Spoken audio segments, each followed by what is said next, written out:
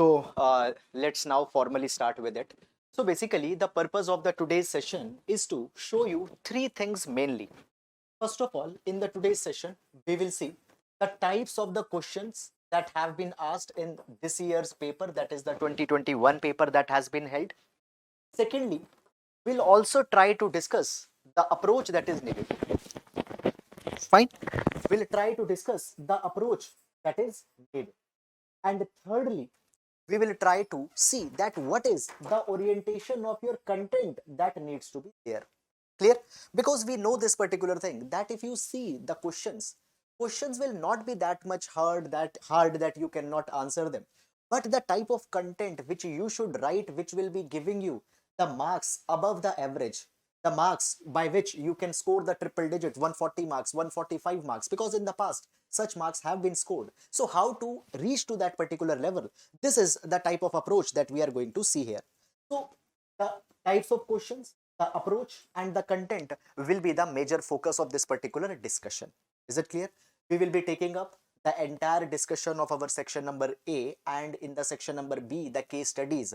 What needs to be the mindset to solve the case studies will be seeing, and we will also be seeing some of the other case studies, some of the case studies asked here in terms of the solutions also we'll see here. Now, let's start with the discussion. First of all, what has been the pattern of the questions that have been asked this year? So here we can see that first of all, the paper was fairly distributed. Okay, the questions have been asked almost from all the sections which were there. Fine. We can find that first of all, in the foundational values there have been the questions, and foundational values, that has been the topic number 5. In fact, the large number of questions have been asked from here. Here we can see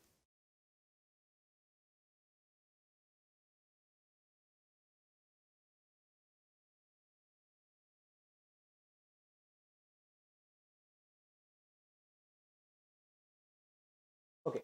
So first of all is the foundational values. In the foundational values, we can find that the 3 questions have been asked this particular year, worth of 30 marks question has been there. Then the category number 2, from where the question has come. These are the quote-based questions. I call them as a philosophical type of questions because of a particular reason that we'll see here. So from the quote-based categories, now we see that every year around 3 questions are being asked, and the same trend has been repeated this year also. The 3 questions, again, the 30 marks worth of question has been asked from this particular category, that is the quote-based question. Then the third, it is the question from the applied ethics. So from the applied ethics, that is contained in our topic number 1. Fine, from there also the questions have been asked. Here the 2 questions were asked. Then the 1 question from aptitude was asked, 1 question from attitude was asked, 1 question from emotional intelligence, 1 question from administrative ethics, and 1 question from the human values. So in total, we see this particular thing, that there are the 7 topics or 7 segments that are mentioned in our syllabus by the UPSC, and so therefore the paper was fairly balanced. Fine, almost from all the major themes that have been there, the questions have been asked. Fine. In terms of marks distribution, the section number A, it was of 130 marks, and the section number B, that is the case study, it was 120 marks. Fine. So that has been. Now, further, let's now, without ado, start seeing the questions that have been asked. Now, first of all, my take on the level of questions in terms of the difficulty that was there. I will call that the paper was not that much difficult. I will say that the paper was moderate. But again, the paper was moderate. So what will matter? It will matter that what type of content that you are reproducing here. What are the things that you are writing which makes your answer a little bit different from the answers of the other students. Fine. So first of all, let's see. I hope that it is visible on your screen. Okay. So let's see first of all the first question, question number 1A, that is there. Question number 1A, what it says? It says, identify the 5 ethical traits on which one can plot the performance of a civil servant, justify their inclusion in the metric. Identify the 5 ethical traits on which we can plot the performance of a civil servant. Now, first of all, what do we understand by the ethical trait? Now, ethical trait, when we talk about it, they can simply be defined as the characteristics, or they can simply be defined as the qualities of your character. Now, when the civil services or the civil servants are concerned, they have been given a particular objective, and that objective is to serve the society. And in order to fulfill this particular objective, certain characteristics, certain qualities need to be there into the civil servants. And only if these qualities will be there, they will be able to discharge their duties in an effective and efficient manner. So obviously there are certain traits that need to be there. Now you need to write 5 of those traits, and not only you need to write these traits, you need to justify also. Justify. You need to justify that why you have included these particular traits. So into the present circumstances, why they become important, this thing is also that you have to show. Is it clear? And when you are able to strike a balance in showing the traits and in justifying them, then only you will be getting the marks above the average. Is it clear? Now, one more thing I want to clarify here. First of all, when we talk about the traits, there is one more similar kind of word that is there, the values. Many a times the traits and values, they are believed to be the same, not at all a problem. But however, if we talk about the traits and values, there is a little bit difference that is there. Fine. Now the traits, they are believed to be more inborn. Is that clear? The traits, they are believed to be more inborn. Fine. However, when we talk about the values, values could be changed, values could be acquired, many such ways. The values could be acquired, it could be modified. Now, when we discuss about this particular question, you need not to too much fixate onto this particular thing. Okay, the trait is something different, value is something different. Is it clear? However, as a matter of concept, the difference I had explained to you. Now, moving into the question. So, what are the 5 ethical traits? So, now,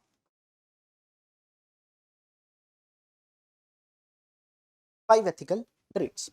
Now, here, the first ethical trait that we can talk about here is the trait of responsiveness that needs to be there. Responsiveness that needs to be there. Now, basically, there are the 2 ways in which you can approach this particular question. Number one, what you can do, you can write the 5 traits and then one by one you can justify them. The better and the second approach, the better approach, which I believe will be this, that you write one particular trait and there only you explain the importance of that particular trait, why it is needed. So this could be a better approach in which we can talk. So talking about the 5 traits, the first trait we can talk is the trait of responsiveness that is very much needed into the civil servants today. Why it is needed? Number one, when we see today the public servants, they are plagued with some of very big problems. For example, few days back, the Supreme Court had provided this thing that the bureaucracy in India, it is plagued with the bureaucratic inertia. They are plagued with the bureaucratic inertia. This particular observation by the Supreme Court was given into the aftermath of pollution problem into the North India. So there is a bureaucratic inertia that is there. Point number one, bureaucratic inertia that is there. Secondly, what happens if you read the second ARC? Second ARC had said this particular thing, that the problem of bureaucracy in India is this, that the bureaucracy, it is not citizen centric. So there is a need of citizen centricity into the bureaucracy. Now, why they are not citizen centric? So there is a need of citizen centricity. Why the bureaucrats are not citizen centric? It is because the responsiveness is missing there. They are not able to respond to the problems of people. They are not able to respond the crises that are emerging into the society. Thirdly, we find this particular thing. That what has happened after the 1991 LPG reforms that have been there, there is a new notion into the concept of citizenship that has come. Today, the citizens, they are not just the political entity. Today, the citizens, they are the consumer citizens. They are the consumer citizens. Now, what is this idea of consumer citizens? Seeing citizen as a political entity, it means that, okay, citizen, by the virtue of his citizenship, has certain rights into a state. It will deserve certain entitlements into a state. Now, when this particular idea that he will receive certain entitlements, it is there, clear, often the accountability is not that much robust. But now, when the idea of consumer citizens comes, a new kind of one more dimension is added. The idea comes here that not just the citizen is a political entity, but citizen is also an economic entity. What citizen is doing? Citizen is paying the taxes. Citizen is paying the taxes, and because of that particular thing, citizen also becomes a consumer. And as a consumer can ask the accountability of a service provider, into the same way, today the notion of consumer citizen is this, that you can also ask the accountability of a state. You can ask the good quality of goods and services. Right? So therefore, today if we see, the notion of citizen has changed to the consumer citizens. Today, the citizen centricity is the need of hour, and today the bureaucratic inertia is also very much high. And all these particular things can be solved directly if the citizens, if the civil servants, they are responsive.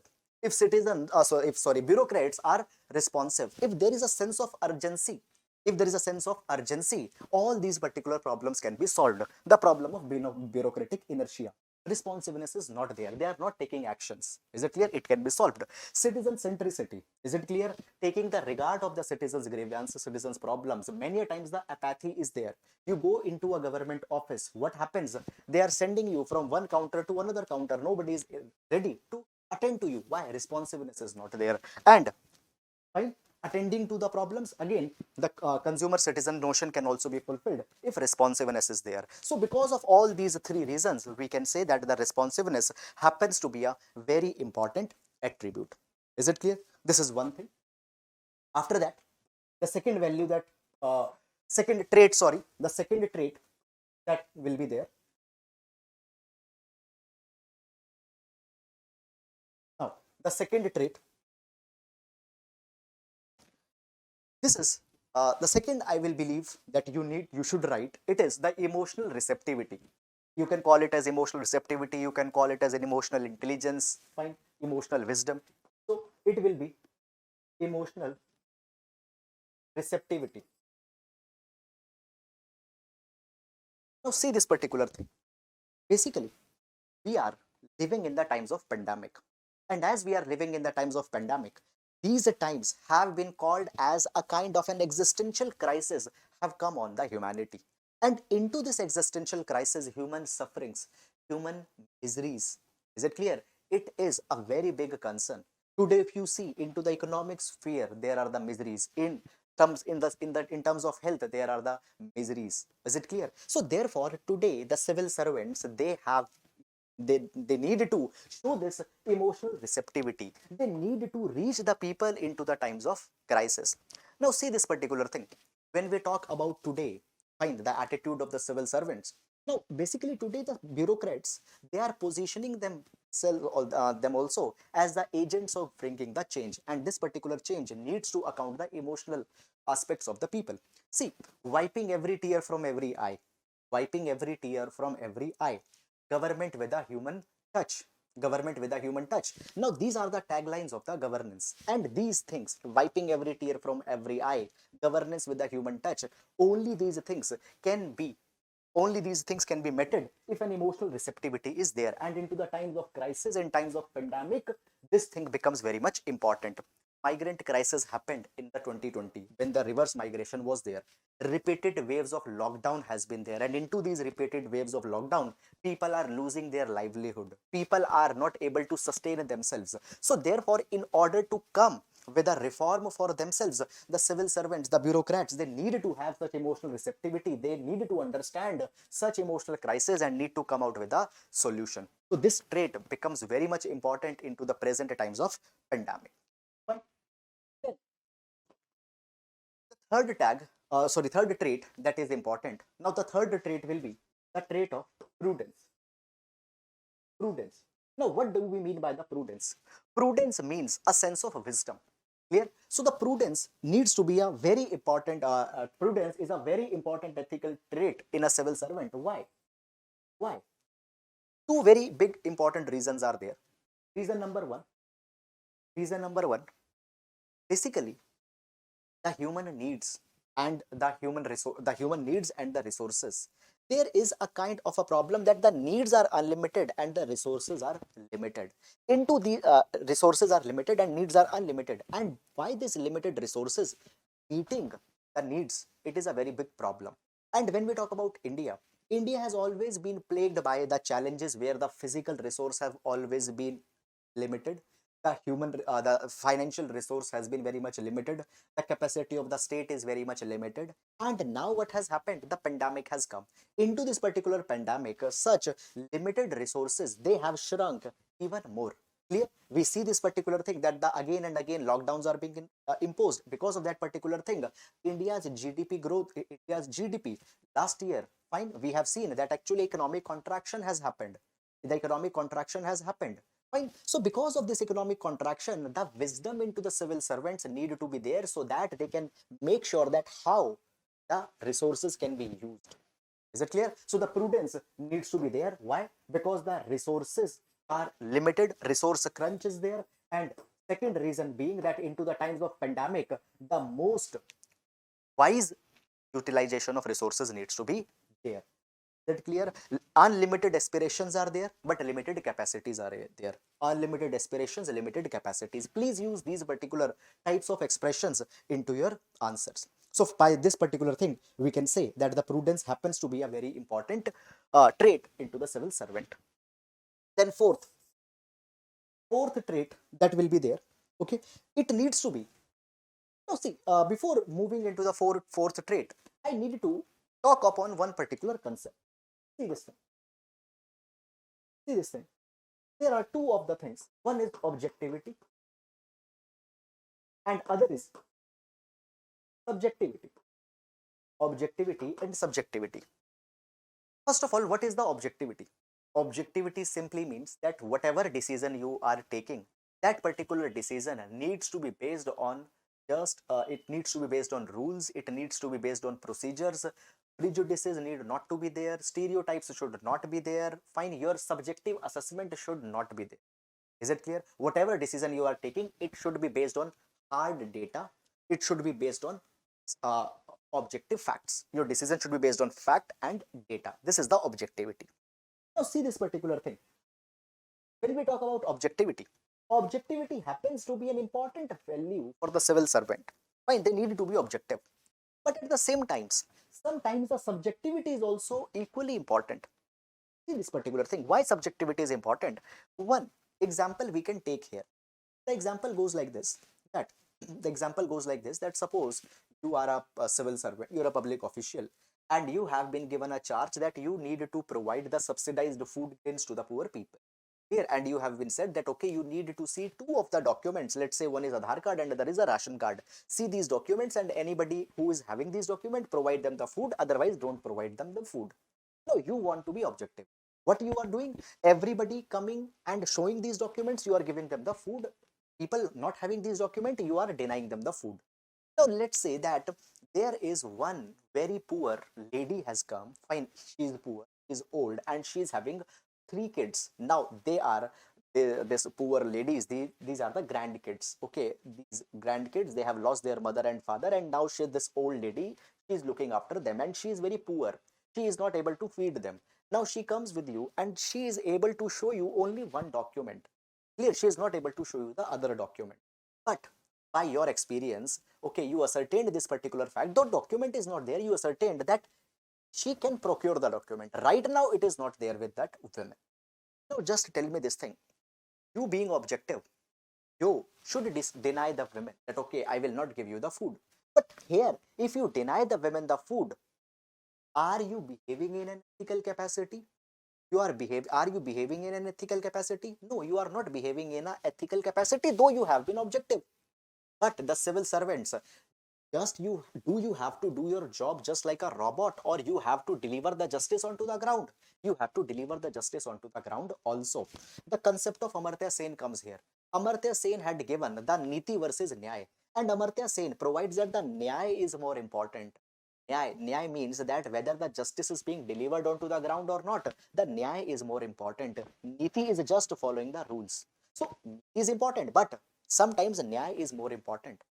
And now coming back here, if you are just following the objectivity, you are following the Niti, Yes, you are following your duty, you are following what is mandated on you, but sometimes little bit of subjectivity is also needed in order to deliver the justice onto the ground. So objectivity is more important or subjectivity is more important? Is it clear? First of all, in itself is a kind of a debate which has not been settled. Now, what you can write, as a fourth trait. The fourth trait that you can write is that what is important is objective subjective. Objective subjective. What is important is objective subjectivity. What is this objective subjectivity now? It means that at times we can be subjective, we can take the decision on the basis of our own personal assessment of the situation, but that subjectivity will also be based on objective grounds. What objective grounds? Arbitrariness need not to be there. Fine. Justification should be there. Rule needs to be adhered to the maximum capacity. Fine. So a one trait needs to be the objective subjectivity, where you will be objective, but at the times the subjectivity can also be resorted so that you can fulfill the spirit of your job. Is it clear? So the fourth trait will be this, and then the fifth trait will be the integrity. It will be the integrity. Integrity. What do we mean by integrity? Integrity is a it is the integrity you can call that. Number one, you need to have the highest moral standards. You need to have the highest moral standards. Secondly, you need not to just have the highest moral standards. You need to behave as per those moral standards. Is it clear? Integrity means integrity. The word has been derived from the word integrity has been derived from the word integer. It means to act as a whole. Integrity means, number one, you need to have the highest moral principles. Number two, you need to not only have these highest moral principles in your mind, rather, you should also preach such highest moral principles. And third, you need to act as per such highest moral principles. So what will be the integrity? Integrity will be the quality where, number one, you had maintained the highest moral standards. Secondly, you are not only just maintaining the highest moral standards, you are advocating those moral standards, and you yourself is living as per those moral standards. So here you can see in between, here you can see in between, here the integrity lies where you have maintained, you have just you have you have just internalized the highest moral principles. After internalization, you are advocating them actively, and not only advocating, you are yourself following it. Integrity is a non-negotiable quality. Even when the situations are dire, you will be following the integrity. So we can say that these are the 5 traits that are needed. And now, why the integrity is needed? Integrity is needed in order to make sure that the corruption is not there, nepotism is, favoritism is not, the abuse of power is not there. Why? Because these are the biggest malice which are plaguing the India right now. So therefore, the integrity, so that a wholesome character can be portrayed, is also needed. Clear? So by this particular manner, these are the 5 ethical traits that need to be there into the civil servants, and the justifications in all of them also we have provided. Now, just as I am explaining you, okay, there might be a kind of a thing that, okay, the word limit, you might not be able to adhere to 150 words. This is just the idea that should be there in your mind. Is it clear? You have to compress such kind of an idea, and in 135 to 140 words, you need to present it. Is it clear? So that is all about this particular question number 1. That is the question number 1A. Clear? Okay, so is this thing clear to everyone? Okay, is this thing clear to everyone? Okay, just a minute. Okay, you can write your questions into the chat box. If there is any kind of a question, if any kind of a doubt is there, you can write that into the chat box, and I will be addressing those questions one by one as they are coming. Okay, up till now, if there is any doubt,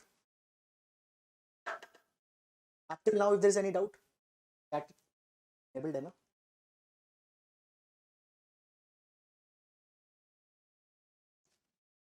Okay, I got a doubt here, sir. What does justify in the matrix here means? Justify in the matrix, it means that whatever the 5 ethical traits you are coming out, clear? Fine, a metric, justify their inclusion in matrix. What matrix you have brought? Just these 5 values that, these 5 traits that you are coming out with. Why you included these 5? You have to justify it. So just don't go, okay, कि यहाँ पे matrix पूछ दिया है, बड़ा कुछ ज़्यादा अलग आ जाएगा, नहीं. Just you need to identify that why you have included them in the list that you have come out with. Fine, just that is the case. Okay, yes, any other doubt? Okay, any other doubt here? Okay, no? Fine, good. Okay, apart from these 5 points, anything also else we have to write? See, apart from that also there are many other kind of traits are also there, but as they are just asking about these 5 traits, okay, I'll not advise you to go beyond that, because many times in ethics a problem comes that we are not able to complete our answer in the time. So already you are running on a, you are already in a rush, so beyond that don't go. Clear? Just you can provide a introduction first, and into the introduction what you will be talking upon, you will be talking about the ethical traits, or you can just explain that what do you understand by the trait. You can just provide that how the traits drives a person's behavior. A trait, the type of trait that is having those kind of your traits will decide the type of actions that you are taking. So therefore, first of all, the traits need to be there. Fine, ethical traits need to be. Okay, in conclusion, see, in conclusion, simply, number one, your conclusion needs to be very crisp. Your conclusion needs to be very crisp.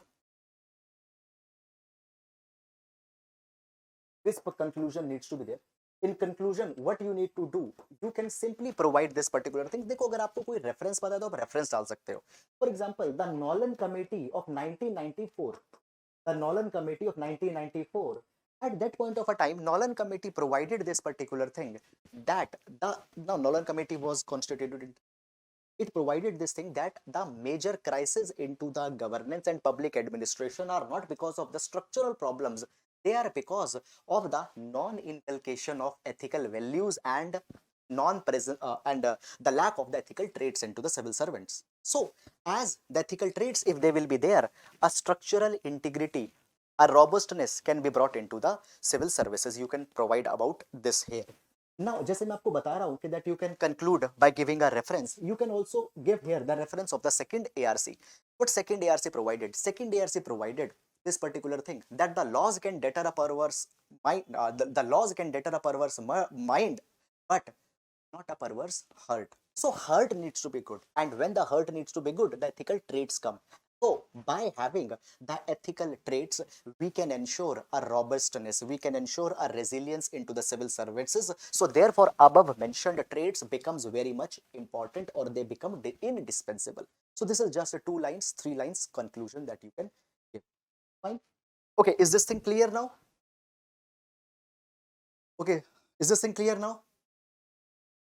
तो ज्यादा देखो, अगर ये वाले नहीं पता sources, second AR से नहीं पता, नॉट अ प्रॉब्लम. ये नॉलन कमेटी के बारे में नहीं पता, नॉट अ प्रॉब्लम. जस्ट आपको क्या करना है, you can justify that okay sometimes the laws might not able to bring the resilience in the, sometimes the laws might not able to bring a ethical resilience into a system. So therefore, the ethical traits becomes important. So therefore, such traits are needed to be included, or they are indispensable for the civil services. This is such a way. Now moving to the next question. Moving to the next question, that is the question number 1B. Now what this particular question was. So, okay, so let's read the question first of all. Question says, identify 10 essential values that are needed to be an effective public servant. Describe the ways and means to prevent non-ethical behavior in public servants. Here, 150 words. Now this I will call, it is a lengthy question. It is a lengthy question. Why? Number one, the 10 values are being asked here. So अब यहाँ पे ऐसा नहीं हो सकता कि that you will just write these 10 values. Fine. You need to write the value number 1, and then you need to just write 1 or 1.5 line onto this particular value. Clear? So in this particular thing, when you are just writing the 10 values, you will exhaust around 15, 16, 17 lines here. Okay? That is bare minimum that will go. Then you need to address the second part of the question. Describe the ways and means to prevent a non-ethical behavior. Now, when you are describing the means or the ways to prevent the non-ethical behavior, here also you will be consuming a substantial number of words you have to write here. So be very careful into such kind of questions. Make sure that you are not overflowing here. Is it clear or not? Because of these questions, many a times you waste a lot of time into the exam, and then towards the last you are running in a hurry. So be very careful when such kind of questions come. Okay, so what they are talking about, 10 essential values. It is talking about the 10 essential values. Now, first of all, how values are needed to be an effective public servant. How values are needed to be an effective public servant. Understand this particular thing.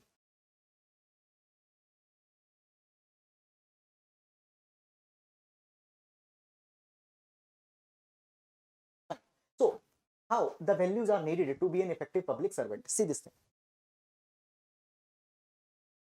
I am just making a type of a schematic here. Try to understand. Number one, there are the values. What are the values? Values are simply the parameters or yardsticks on whose basis we assess the desirable. Fine, what is important to me? I will judge onto the basis of my values. What is important to you? You will judge onto the basis of your value. So therefore, what is value? Value can simply be defined as the yardsticks or the parameters on which we assess the desirability of any choice, desirability of any action, desirability of any behavior. Suppose I have the value of honesty. Fine. So obviously, I will appreciate the honest behaviors. Let's say a person is doing a dishonest behavior. Fine, I will see that. I will not appreciate it. Why? Because it is not corresponding to my value system. So therefore, the values are simply the yardsticks or the parameters which help you to assess the desirability of any action, desirability of any choice, desirability of any behavior. Now, see this particular thing, that they are the values. Now, what happens? The values will lay down the standard of your behavior. Okay, an honest person will be behaving as per honesty. A loyal person will be always adhering to the loyalty. So, whatever the values are there, the values will establish the standard of your behavior. Fine. Onto such standards of behaviors on the value system, what will happen? Your attitude will be shaped. Your attitudes will be shaped. Onto the basis of your attitudes, your choices will be shaped. Onto the basis of your choices, your action conducted. Your action will be conducted. Now see this particular thing. Okay. So when a public servant is there, clear, we will be judging the public servant's action. We will be judging the public servant's action, public servant's behavior. Now, as the public servant is doing certain action, certain behavior, how to tell whether that particular action is effective or not? If action is effective, we can say that the public servant is effective. If his action, if his behavior is effective, we can say that the public servant is effective. Now, what do we mean by the effective action? Or what do we mean by the effective behavior? A question comes here. So what is an effective behavior? Effective behavior by a public servant, I'm talking. Effective behavior by a public servant is one which is fulfilling the three things. What are these three things? Number one, it should fulfill Surajya. It should fulfill the Surajya, the good governance. Second, it should fulfill the Secondly, it should fulfill the Sarvodaya. Everybody's welfare, everybody's upliftment should come. And thirdly, it should fulfill Antayodaya. Now, the last person in the proverbial line, the last of the last person, okay, the most deprived of the deprived person should also get the maximum benefit. So, देखो, the state has a vision. The state has a vision. The state has a particular motto that is there. Now, what is the vision of a state? Surajya, good governance, Sarvodaya, everybody's welfare, Antyodaya, the welfare of the deprived, the most vulnerable ones. Now, the civil servants whose action are corresponding to this, that civil servant will be effective civil servant. Clear? Now, your actions directly flow from your values. What your values will be, the same action you will be. Clear? Now, these action is needed, so therefore a particular type of values are needed. And which type of values? The 10 values which we'll now be talking upon. See, the purpose here is not just to answer the question which is here. The purpose of this particular discussion is also to give you much more insight so that you can use them for future also. देखो ये वाला question तो आ गया है ना. So certain concepts should also be given which you can use later words in your journey. Okay, so this is first of all a link that you should understand. देखो effective का मतलब क्या होता है? What do we mean by the effective? Effective means to produce the desired result. There is two words, one is effective, other is efficient. Efficient means producing the desired result within the minimum of the resources, and effective is producing the result which is very much corresponding to the vision. So two things are there. Now, moving on, the 10 values. Okay, just a minute.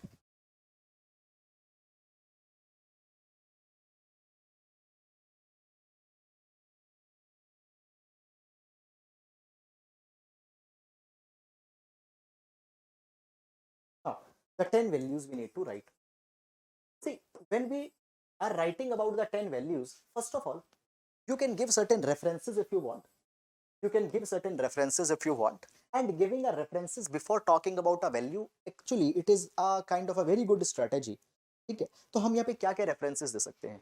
You can give the references of the values. There is a Nolan Committee's reference that you can. Give.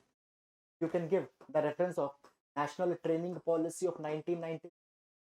You can give the reference of the second ARC. Fine. Then you can give the reference of the Code of Good Governance of Spain. Okay.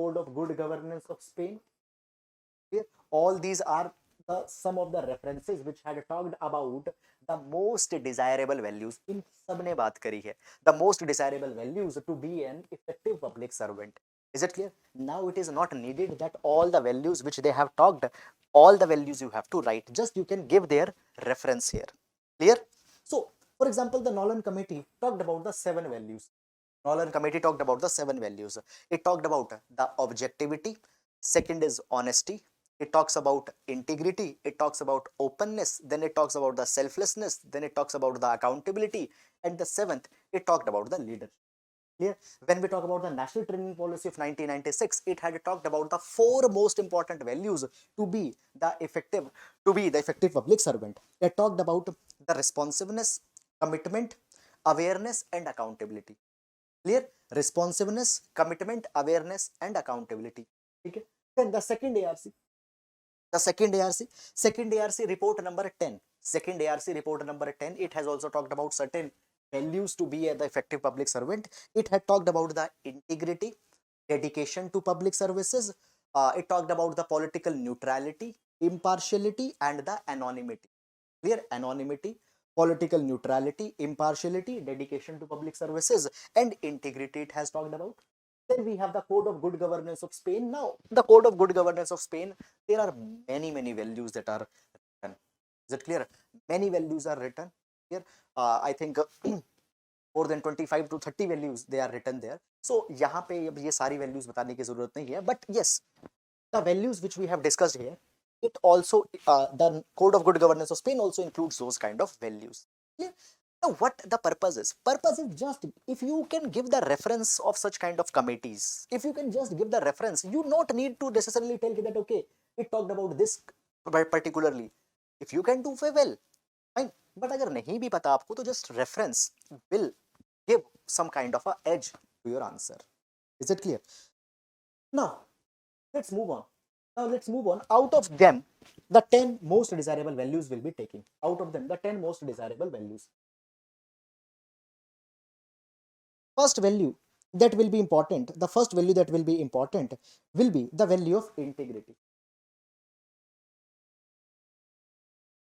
The value of integrity. Now, as you are showing these values, it also shows the priority order. Now, number one is the value of here. तो जब integrity का मतलब क्या है? We have just seen it into the question number 1A.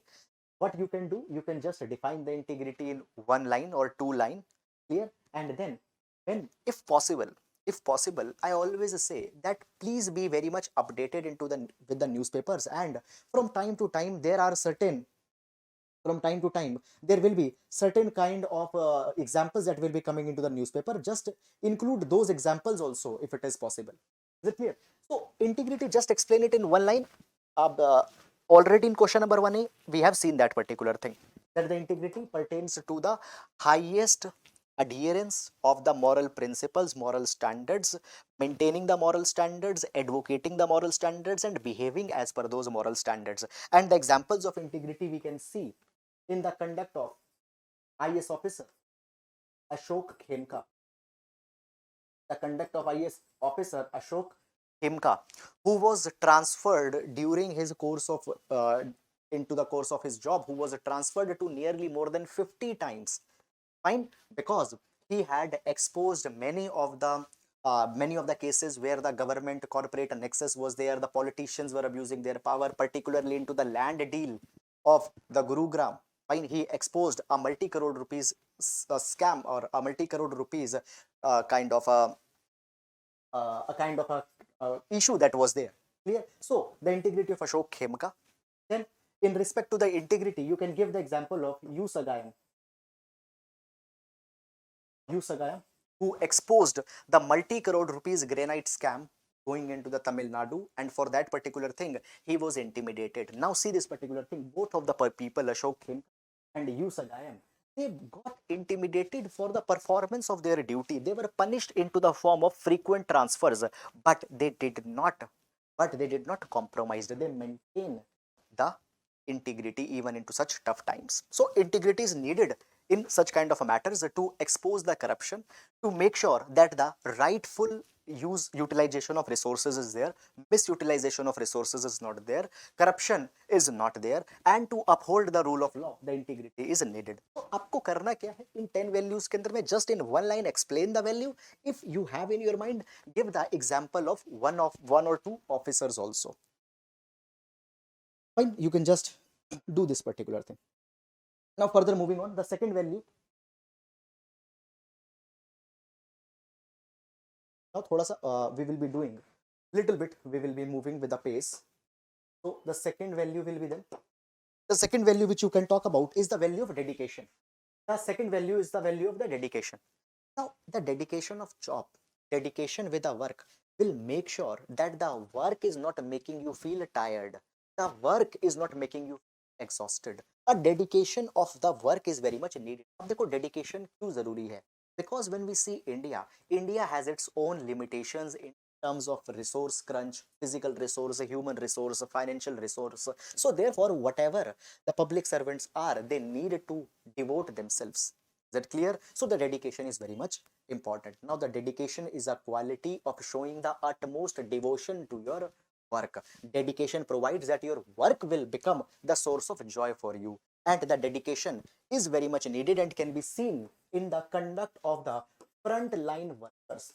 Dedication can be seen in the conduct of the frontline workers into the times of pandemic. So many long hours they had worked without complaining.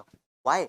Because of dedication. And such a dedication in the civil servants is very much needed. In public servant, it is very much needed if they needed to be effective. Now, such kind of an example of dedication, I say you that please be updated. In newspapers, there was one example of a postman from Nilgiris. One story of a postman who got recently retired. It went viral. Many of the IS officers, they shared it onto the Twitter. What was that particular story? For more than 30 years, the postman D. Shivan, he was delivering the letters into the Nilgiris. There was no road, there was no proper ways. He delivered the letters to the tribal hamlets for 30 years without seeking a leave, without complaining ever. In that, He many a times, because of the forest, he many a times came across with many of the wild animals also. Many a times his life was into the danger because of such dangerous terrain that was there, but he did his duty without taking any leave, without giving any excuse. What it shows? It shows the dedication. Is it clear? You can give the examples of, you can give examples, such many such examples are there where the dedication has been shown. Fine. After that, okay. After that, further moving on, the third value that is there, we can call it the value of anonymity. Value of anonymity. So what is the value of anonymity? Value of anonymity has specifically emphasized by the Prime Minister onto the Civil Services Day.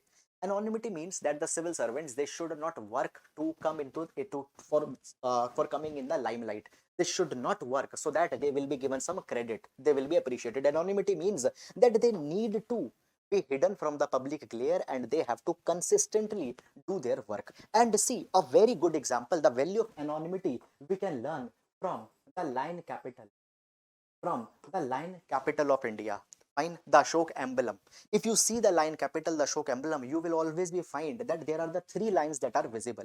One is on right, one is on left, and one is on the front. The three lines are visible. The one line is never visible into the lion capital. But is it? But that third, the fourth line, he not there.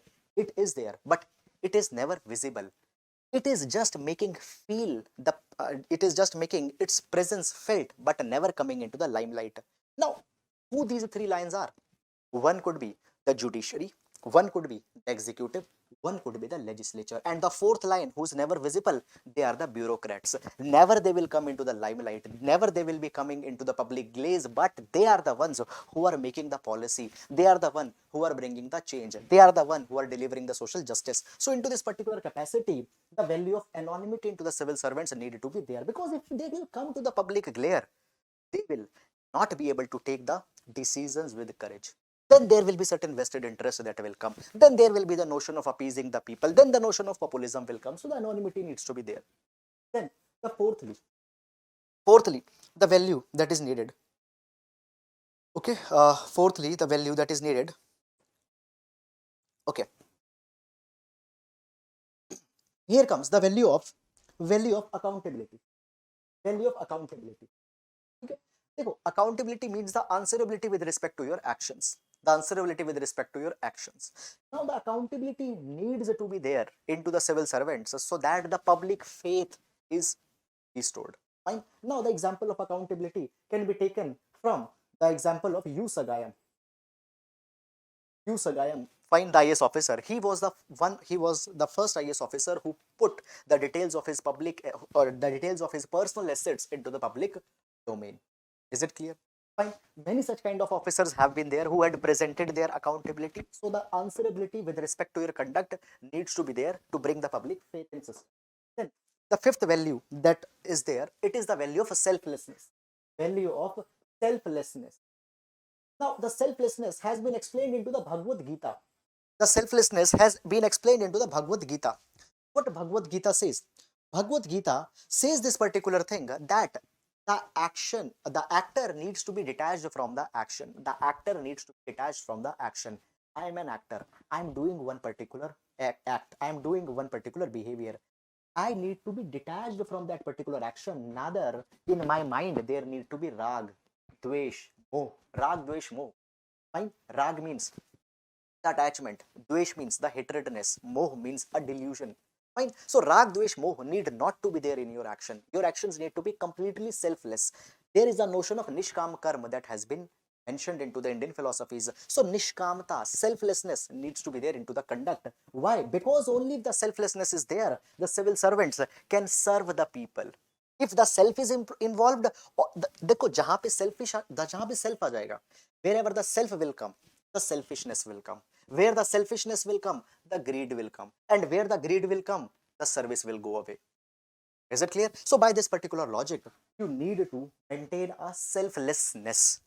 Right? That is the thing. Then further moving on. There are some other values also that we'll be talking. Okay, the sixth value.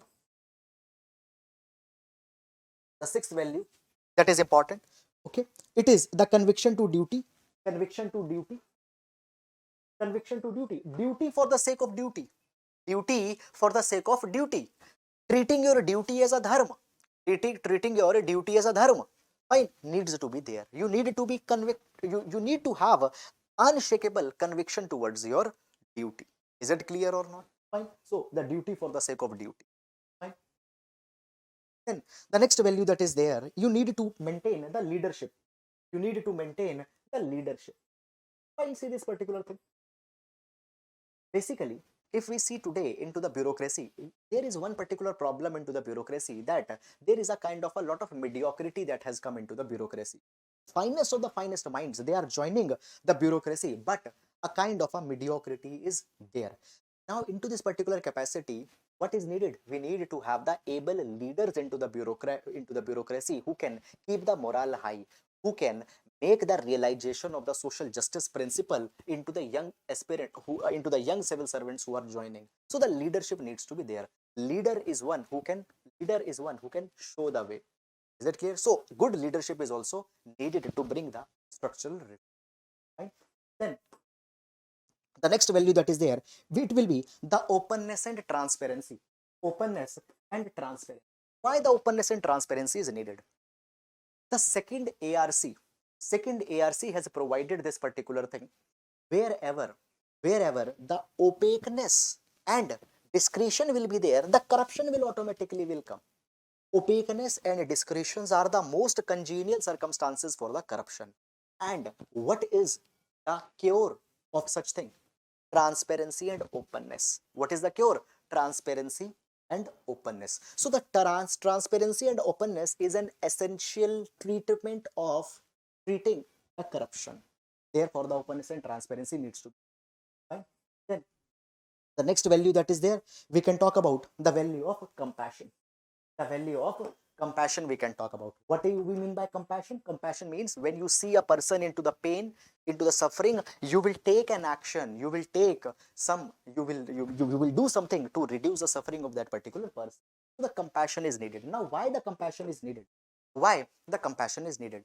It is very much needed because, again, the reason comes, number one, the COVID-19 pandemic, large number of people are suffering. Secondly, when you need to remove the poverty, when you need to remove the hunger, when you need to remove the malnourishment, if compassion is not there in your heart, you will never be able to go out of the mile. So fine, you will never be able to go out of your way. So therefore, the compassion is very much. So therefore, all these particular things we can see. Okay. The example of compassion could be seen from the IAS officer. It can be seen from the IAS officer Shashanka Ala. Now the Shashanka Ala, what she did in her constituency, fine, she had developed the nutri gardens, okay, in order to reduce the malnourishment of the students. Is it clear? And by that particular thing, by 50 percentage points, she had reduced the malnourishment. Is it clear? Compassion we can learn from the Operation Suleimani, which is being driven by the IAS officer Prashant Nair, where he had built a system where the people can avail the food coupons from many of the distribution centers are there, and by availing these food coupons, they can eat the food. They don't need to pay for that. So the poor people can afford the food by these food coupons. So this is the example of passion that is there. Fine. Then the openness and the transparency. Is it clear? Fine. Then these are there. Okay. One more value we need to describe, the 10th. Fine. That is the value of responsibility. The value of responsibility. Is it clear? So these are the important values. Fine. Now, the second part of the question is that describe the ways. Describe the ways and means to prevent non-ethical behavior in public servants. Now, the ways to prevent the non-ethical behavior in public servants. See, there are the three ways to prevent the non-ethical behavior in public servants. One is the descriptive way, other is the normative way, and third is the procedural way. Descriptive way, normative way, and the procedural way. Now, what do we mean by descriptive way? It simply means that you just give the civil servants a descriptive list of do's and don'ts, and just by following that descriptive list of do's and don'ts, they will understand that what is to be done, what is not to be done. Is it clear? And the things which are not to be done, okay, and the things which are to be done, by that they can indirectly learn the ethics. So here we have the code of conduct. So here we have the code of conduct. By establishing establishing a code of conduct which infuses the desirable conduct into the civil servants, which infuses the just conduct into the civil servants, the rule based conduct into the civil servants, the unethical behavior can be avoided. Clear? So in a descriptive way you can give them an updated code of conduct which can teach them the rule of law, which can teach them the justice. Then in the normative way, what is this normative way? Normative way pertains that, see, one is giving you a descriptive list of do's and don'ts. Do this, do this, do this, don't do this, don't do this. This is descriptive list is there. But sometimes teaching them certain norms also becomes important. Teaching them certain norms also becomes important. Okay, I can give you one example here. Suppose you came to prepare for the UPSC exam. You come to me and ask me that, sir, please tell me how to prepare. One is descriptive way of guiding you. I will give you that, okay, follow these 10 books, go to these 2 coaches and do this thing. This is could be a descriptive way. Fine. Second is the normative way. You come to me. I will not give you any source. I will not give you any kind of a simple code of conduct, do's and don'ts. I will just be asking you to be a dedicated civil servant. I will just be asking that, okay, be more dedicated, be more disciplined, be more hardworking, be more diligent. Right? So certain norms I'm imbibing in you. Clear? If you become diligent, if you become disciplined, if you become hardworking, then this particular thing will be helping you in a different way to crack this particular examination. Just giving you a book list will not be helping. You need to follow that books also. Na? So for that, teaching you particular norms also becomes important. And for teaching the norms to the civil servants, what happened? The code of ethics come here. The code of ethics comes here. So by preparing a code of ethics which encompasses all the values, which encompasses all the norms, we can prevent the non-ethical behavior. Not you need to just prepare the code of ethics, you need not to just prepare the code of conduct, you need to make sure that both of these code of conduct and code of ethics are being internalized into them, and if both of them are internalized by them, they will avoid the non-ethical behavior. And by that, for that particular matter, code of conduct, we are having Civil Services Conduct Rules 1964 and All India Service Conduct Rule 1968. They are already into the place. With respect to the code of ethics in India, a separate code of ethics is not there. It has been suggested since 1997 that a code of ethics should be there, okay, but up till now a specific code of ethics has not come. Okay, then the procedural. In the procedural way, fine, we need to establish such kind of procedures where the accountability through institutional means can be checked from time to time. We need to institute such kind of procedures where the transparency into the system can be brought. For example, bringing the e-governance, bringing the good governance, such kind of procedures, if we fit into the system, what will happen?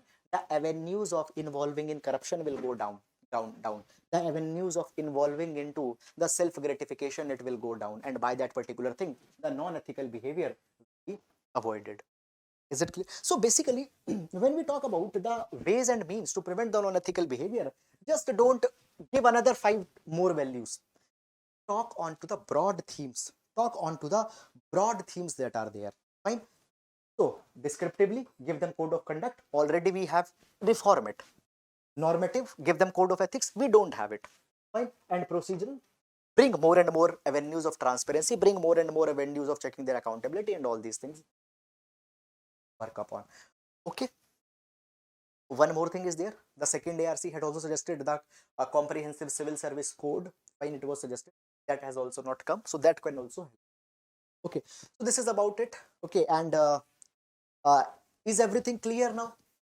Is everything clear now into this particular question? Okay. So as I can see here on the screen, okay, if there is any doubt, I'm just checking. Okay. As of now, there is no doubt, I think. Okay. Fine. Okay, so I guess the things are clear. Fine.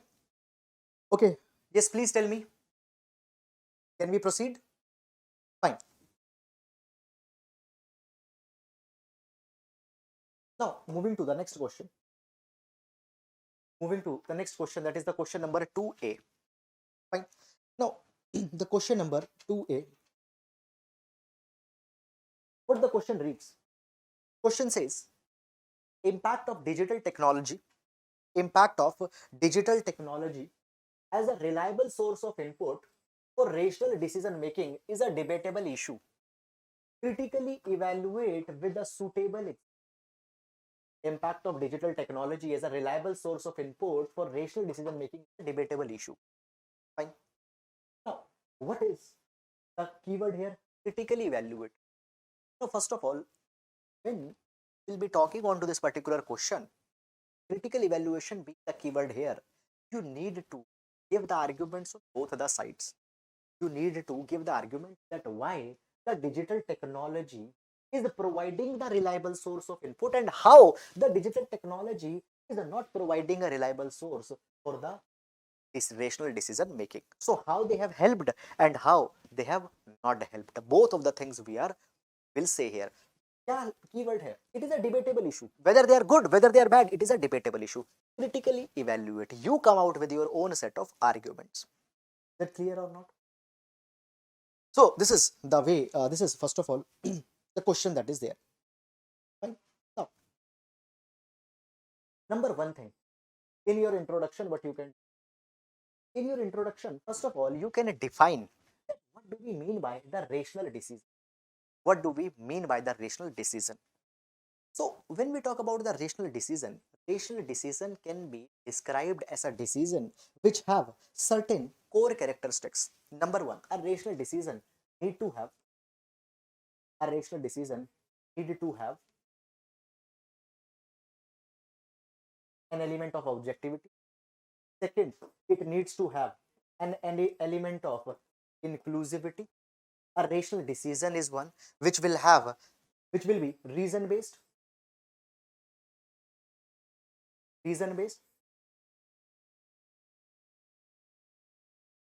So these are certain of the core characteristics of a rational decision. A rational decision will be objective.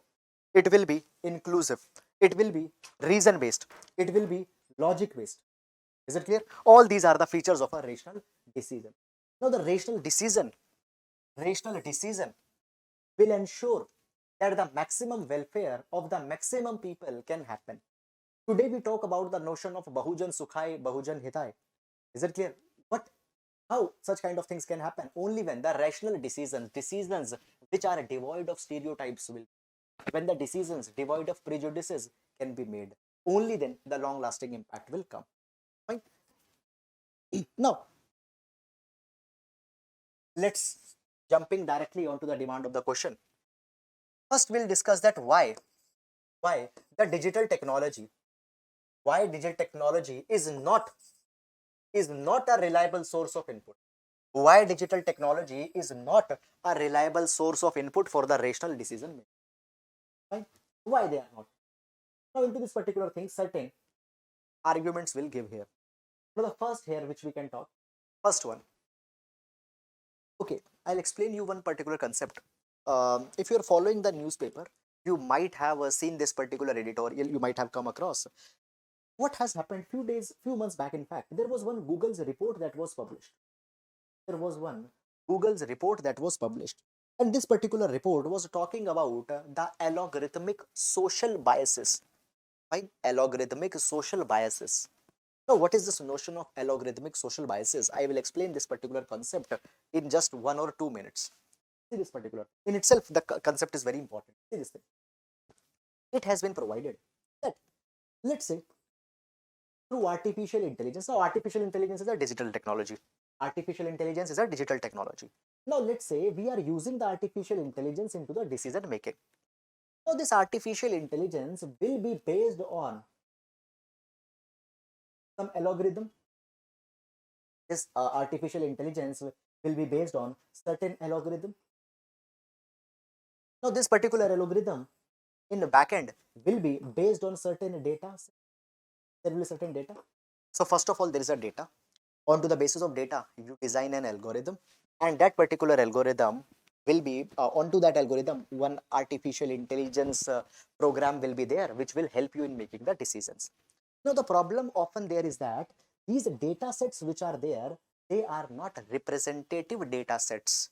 Particularly in India, when we talk about these data sets are not representatives because the data is being generated by only the people who are having the internet.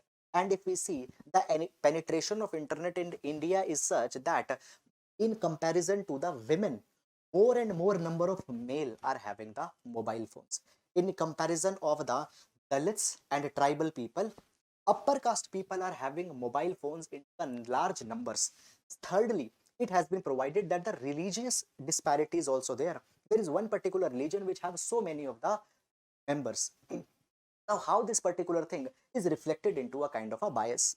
So, according to a Google report, it was provided this particular thing that what happened, there were certain kind of applications that were designed, and these applications have to mark a area as a safe or unsafe. What happened, a trend was noted that the areas which have more number of Muslim people, those areas were marked as unsafe areas. The neighborhoods where Dalit people are more, those neighborhoods were referred as unsafe areas. What has happened here? Basically, the people's biases, they are reflected in the data which is being generated by them, and that particular data is used in making the algorithms, and onto those algorithms, when artificial intelligence is based, obviously the decision making that will be coming, the decision which will be coming, it will be having certain biases. So you don't need to explain this entire thing, you don't need to explain this entire thing, fine, just you can write it in 2 lines that what happens often the digital technologies which are considering the artificial intelligence. Now the artificial intelligence which is based onto the data sets, they are plagued with the social biases, and by that social biases, often the decisions which are being made even by the help of the artificial intelligence into the social matters, into the social realms, they are not completely objective. और अब मैं आपको, अगर आपको ये वाली बात नहीं पता, if you don't know this particular thing, then actually it is not something which is a very kind of ये ऐसा नहीं है कि जो अभी आया है. From so many of the years, this particular thing is being debated. In America, this has been a very big problem into the artificial intelligence. In India, it is a very big problem. So you should have known this particular thing if you have been very regular with the current affairs. So the digital technologies, the artificial intelligence is plagued with the social algorithmic biases, and by that particular thing, rational decision will not be there. Now, let's consider what were the properties of a rational decision. A rational decision need to be objective, it needs to be inclusive, it needs to be reason based, it needs to be logic based. Now, such biases will not be helping in making a rational decision. So, therefore, the digital technologies are not helping in the rational decision making process. Clear? This is the thing. Now, let's take another, that why digital technologies. Another reason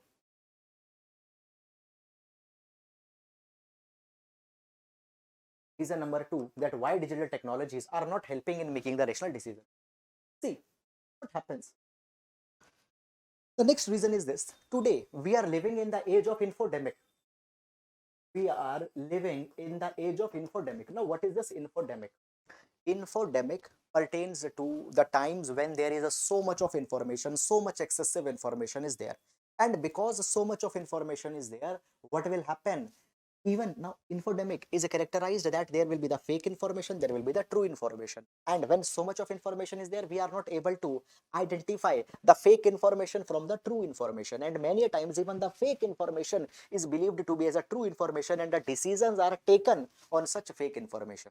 So what had happened with the coming of digital technologies, with the coming of the social media, now we are living into the age of infodemic, in which the fake and the true information, many times they cannot be distinguished, and therefore many times due to the fake decision, fake information, the decisions are taken, and such decisions are not rational decisions. Is it clear? There is one particular word that is also there, that is the infoclips. Infoclips. Today, because of the fake information, there are many other big crises that are coming. Okay? So because of the infodemic, the fake information effect, many times the rational decisions cannot be taken. Third, when we talk about the digital technologies, see, there is one very big problem of digital technologies which will be there. Digital technologies cannot account for the human emotions. Digital technologies can never account for the human sentiments. Now, when we talk about the state that we want to make, what type of state we want to make? We want to make a welfare state. We want to make a state where Antyodaya needs to be there, Sarvodaya needs to be there. Fine, the state where everybody's sabka saath sabka vikas can be there. No, sabka saath sabka vikas, fine, antyodaya sarvodaya, into all these particular things human emotions are to be always accommodated. Sometimes the decisions might not be most cost effective, sometimes the decisions might not be onto the basis of, if you gauge onto them on the basis of a balance sheet, they might not be the most profitable, but still some steps have to be taken. And the digital technologies cannot partake the emotions, human emotions.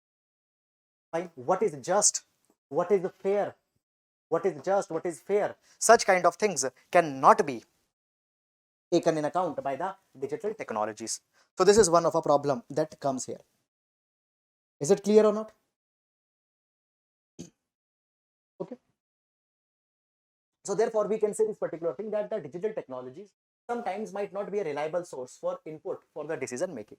Now, on to the another hand, on to the another hand, now we will give the justification that sometimes the digital technology can help in making the rational decision. Sometimes digital technology can help in making the rational decisions. Now, here justifications can be given. Number one justification. See, today if we talk about the rational decision making, the digital technologies can help in a particular way. What has happened? Evidence based decision making can be taken. Evidence based decision making can be taken by the help of the digital technologies. Earlier, the schemes were, let's say, they were going here 20-25 years, a scheme is going on. We are not able to ascertain that, okay, what is the benefit of that particular scheme, the absolute numbers. Is it clear? We are not able to judge whether the scheme is successful or not, but still the scheme is being operated. Clear? Today with the digital technologies, real-time monitoring of the schemes can be done. And by this real-time monitoring of the schemes, you can see which schemes are making the impact and which schemes are not making an impact. The schemes which are making an impact, we can augment them, and the schemes are not making an impact, we can discontinue. So therefore, the evidence-based decision making can be done through the digital technologies. You can real-time monitor, fine, the schemes. So therefore, it can help in making the rational decisions, what to carry, what not to carry. Secondly, digital technologies can augment the capacity of a state. It can further augment it. Now, into this particular capacity, I just wanted to give you a recent newspaper article that was there. It came before the exam. What happened? The Ministry of Civil Aviation, for example, Ministry of Civil Aviation had directed many of the ministries that they can use the drone technologies to further make rational. Now, I will give you certain of the examples. If you want, you can note it down into your notebooks. For example, it has been asked that into the agriculture, for the crop and soil health monitoring, the drones can be used. For the anti-locust work, the drones can be used. For the insurance settlement into the case of a natural calamity, into the case of any kind of a disaster, the drones technology can be used. It has been provided that for the settlement of the land records, fine, for the land mapping, the drones can be used. Or it has been provided that that into the power sector, for the monitoring of the assets, monitoring of the transmission lines, the drone technologies can be used. Fine. Ministry of Home Affairs, clear, can use the drone technology for the VVIP security. Recently, the Prime Minister's security was breached. So for the VVIP security, the drone technologies can be used.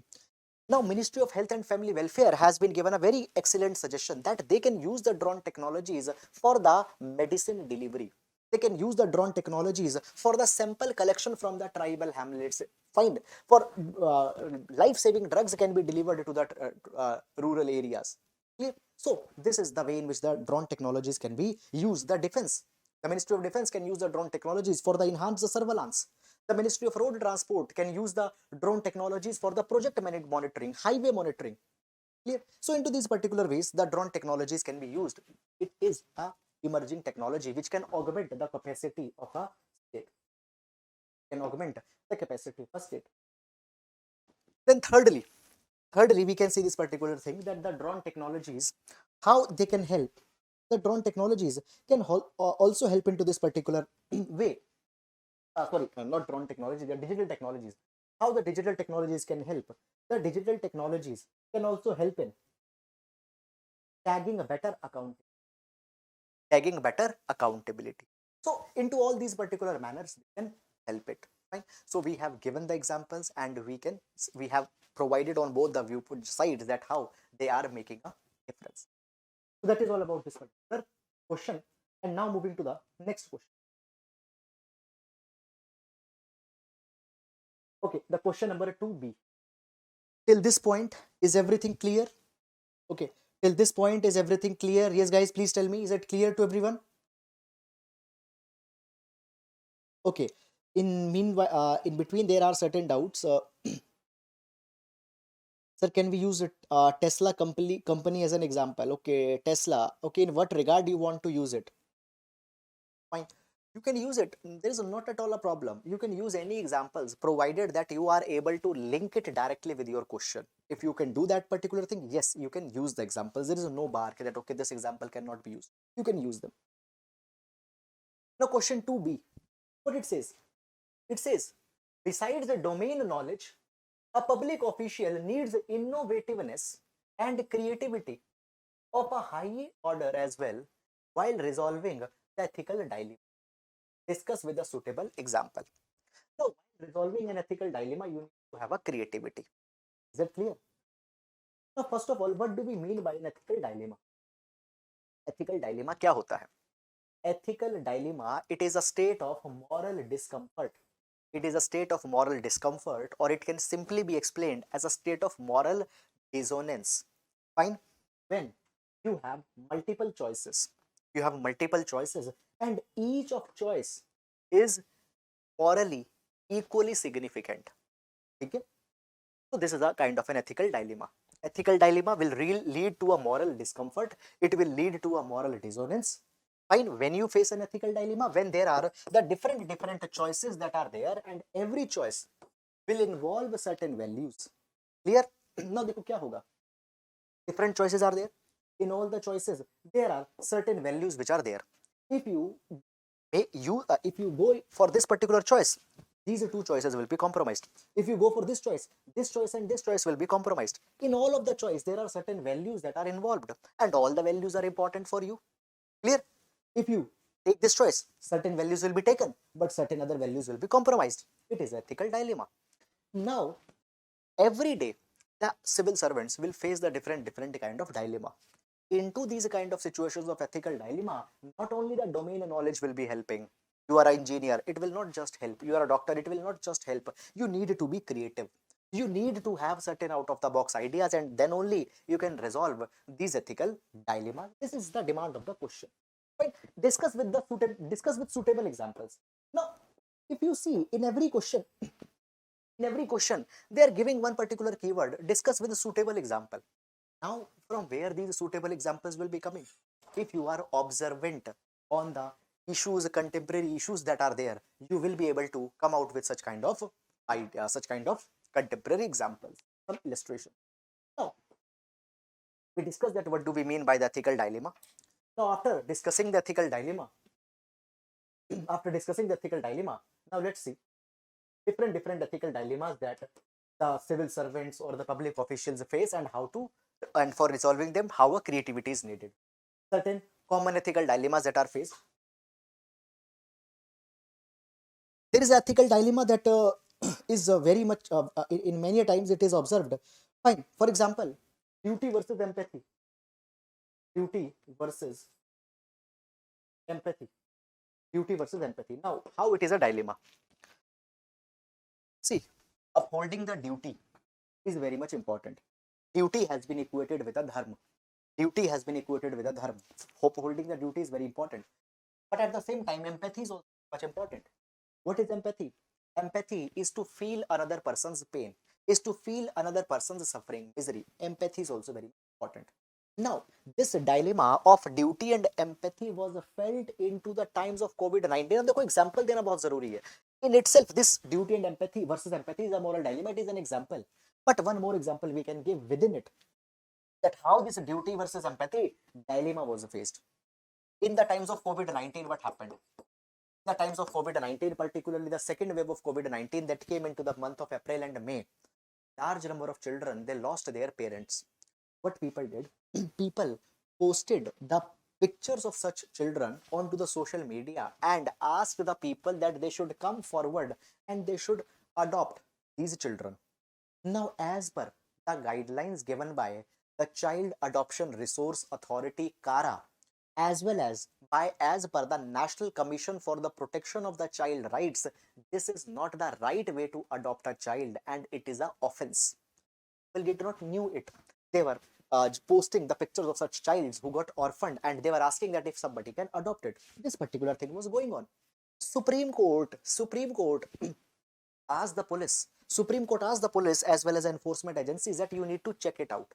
Now, what will be the dilemma of a public official? What will be the dilemma of a public official? Now, the public official, he has to do his duty. What is the duty? That he needed to check that no such kind of illegal adoption is going on and any person doing it, he need to be punished. But at the same time, the empathy also comes. Empathy for the person even who had posted it, it comes because he had not done it in a bad faith.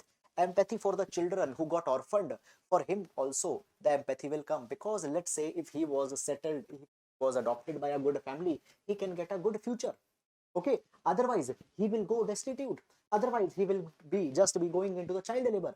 So the empathy for such children is there in your mind that okay, इनको कुछ घर मिल जाएगा तो अच्छा होगा, if they will get a good family अच्छा होगा, but at the same time you have to stop it also that no such kind of thing should happen. So on one hand duty is there, on one hand empathy is there. How you will balance it? Clear? It is a dilemma. Now this particular dilemma was resolved by creating. Now what happened? The Bal Swaraj portal was established. Bal Swaraj portal was established. Now on this Bal Swaraj portal, what happened? The details of such children who got orphaned, they were listed there so that institutional care could be given to them.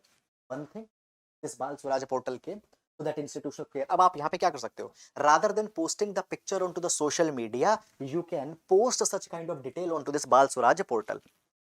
Excuse me. Secondly, so you can upload the pictures and the details onto this Bal Swaraj portal. Secondly, district child protection units were also given a specific task that they should identify these kind of children and should offer these children in a legitimate way of adoption. So adopt करवाएंगे but in a legitimate way. District child protection units were given a specific task here. So what it is? It is creativity. Fine. Why? Because ethical dilemma is there. So giving suitable example. Fine. You need to give the example of dilemma. We have given the example of dilemma. But how this dilemma got solved through the creativity? This is also that you can provide here. Now this is not something new. It was there into the newspapers. Clear? So therefore, keeping an eye onto the current affairs also becomes very much important. Clear? That is one thing. Then some other ethical dilemmas, kuch aur ethical dilemmas, let's see them also. Then the ethical dilemma number 2. Ethical dilemma number 2.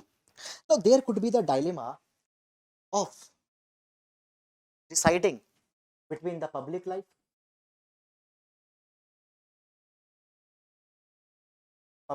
duties versus private life duties.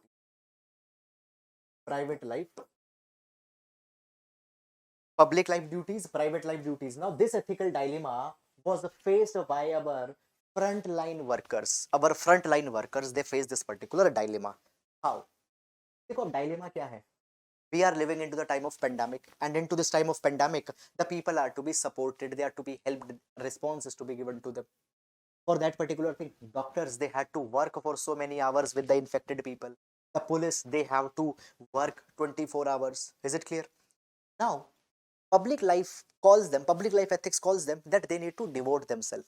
But into the private life, their private life duty calls that they need to be responsible for their family also. What if in their public life they got infected and they in turn infect their family members also, who actually were staying indoors, who were actually taking the precautions, but now they got infected because of your public life duty that you were following.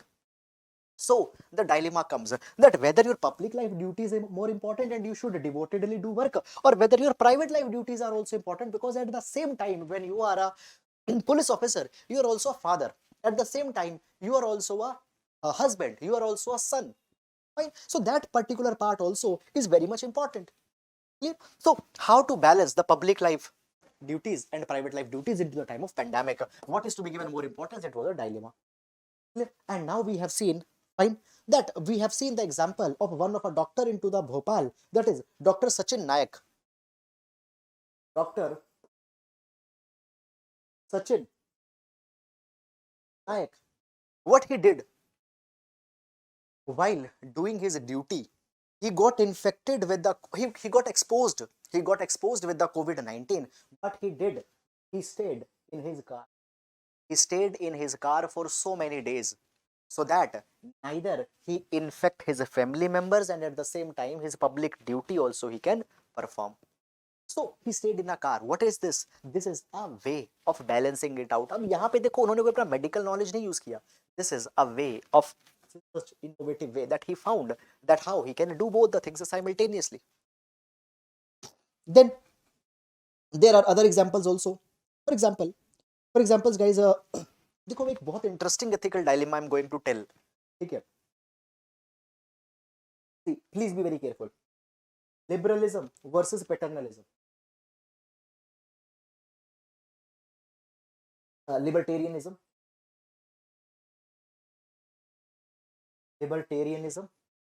versus paternalism.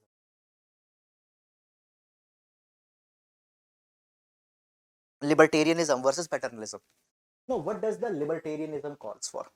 Libertarianism, it calls for that maximum liberty should be, the people should be given the avenues to make the choice. Their freedom should be upheld. Liberties should be given, their choices should be upheld, and they should be given freedom. This is the libertarian. Now comes the paternalism. Paternalism calls that sometimes for the people's own welfare, sometimes for the people's own benefit, onto them you can command them. Sometimes you can take away their liberties, sometimes you can take away their freedom for people's own welfare. Now understand this libertarianism and paternalism debate. This debate becomes important in the backdrop of vaccine administration. Within this vaccine administration comes the vaccine hesitancy. Now there are so many of the people who are not coming and taking the vaccines. Clear? Now if you give importance to libertarianism, they should be given a liberty, they should be given a freedom of choice, they should be given a freedom that if they want to take, they should. If they don't want to take, you should not pressurize them. At the end of the day, the Supreme Court has also provided that the vaccines are basically you have the you can decide if you want to take it or not. They are not a compulsory. Up till now, the vaccines are not compulsory. So libertarianism means that okay, if they don't want to take it, give them no choice. Second comes the paternalism. Paternalism says that okay, if they'll not take the vaccine, they will infect other people. By force, give them the vaccine. Now here what is happening? The state government, they are saying that okay, if you want to go to the public place, you need to show the vaccine certificates. If you need to come into office, you need to show public vaccine certificates. Such kind of thing is coming. So respecting their choice or not respecting their choice, but ensuring the public good. What is more important? It is a situation of dilemma. It is a situation of dilemma. Now, what is a creative way that has been identified here? We have the case study of Jhabua. In the Jhabua, there are the Khatla Baithaks which are being organized. Khatla Baithak that are being organized. Now, what is these Khatla Baithaks? In the Jhabua, the district administration, the public officials, they are going to the people and they are basically educating the people with respect to the importance of vaccine, and without forcing them they are being persuaded so that they themselves take the vaccine. It is a fine balance. You are neither pressurizing them nor you are just leaving them. You need to have a dialogue with them, such as the Khatla Baithaks organized into the Jhabua, where the public officials, they reached to the people and sensitized them in such a way that immediately the vaccine adoption into the Jhabua, it increased. Vaccine adoption into the Jhabua, it got increased. Is it clear? So in this way, this ethical dilemma has been balanced. Fine. Then one more type of ethical dilemma that is often faced, it is integrity versus obedience. Integrity versus obedience. See, integrity versus obedience, it is actually a very big problem. Integrity wants to uphold your moral principles, but at the same time, your seniors, your political bosses, they want you to do something which you feel is not right, which you feel is not dutiful, or which you feel is not rule bound. ठीक है, तो बहुत बार ऐसा होता है कि that the political pressure is being imposed that you involve in some act of corruption or you involve in some act of nepotism, favoritism, but you feel that it is not a good thing. So on one hand, integrity is there. On one hand, the obedience is there. You have to respect the chain of command. You have to respect the authority. Clear? Now, such integrity and obedience, such kind of challenge often comes. Fine, for example, we find that IAS officer Renu Raj, IAS officer Renu Raj, while she was investigating a query scam, while she was investigating a query, a scam with respect to the mining, she was pressurized a lot that she should drop this particular investigation. But she balanced this particular thing in such a way that she carried her duty, her integrity also, but at the same time, she did not she did not rub up in the bosses.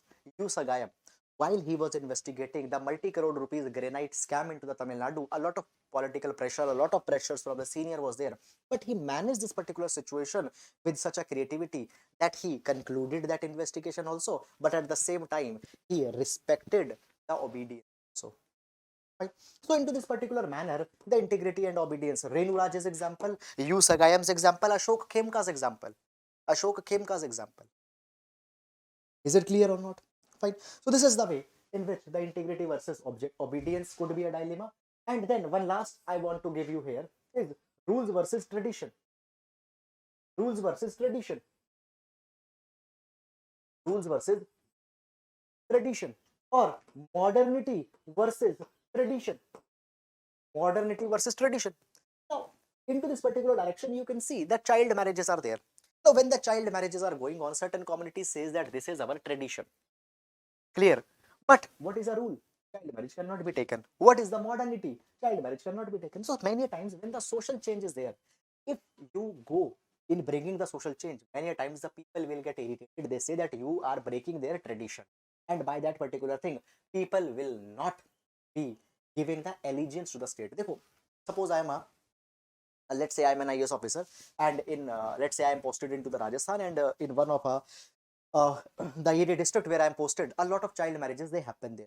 If I go and I say that okay, आपको child marriage नहीं करने देंगे, ठीक है, I can enforce that particular thing. But if in future I need to get the allegiance, they will never be congenial to me. To me means clear. So therefore, how to what is important? Keeping them following their rules and their keeping them following their traditions is more important, or disturbing these traditions and enforcing the rule is more important. Okay. Now, this is a kind of an ethical dilemma that is there. Now, that is such kind of ethical dilemma. We can see that an IAS officer, Rima Rajeshwari, what she had done, Rima Rajeshwari, what she had done, she had breaked down onto the child marriages by breaking the false consciousness of the people. By breaking the false consciousness of the people. Now, this idea of false consciousness is a very powerful idea. What is this idea of false consciousness? I'll tell you. देखो, कई बार क्या होता है? Many times you don't think that whatever you are doing is wrong. I am discriminating. I don't think that it is wrong. I think that, okay, this is the way in which everything happens. Your consciousness is false. Fine, I discriminate between the boys and the girls. Okay, I think that the boys are more superior, but I don't find that there is any problem. So breaking my false consciousness is very much important. So what Rima Rajeshwari had done, she had broken down the false consciousness of the people, and by that she had brought a change and had cracked down onto the child marriages. Clear? So the traditions, they themselves got changed and the rules got followed.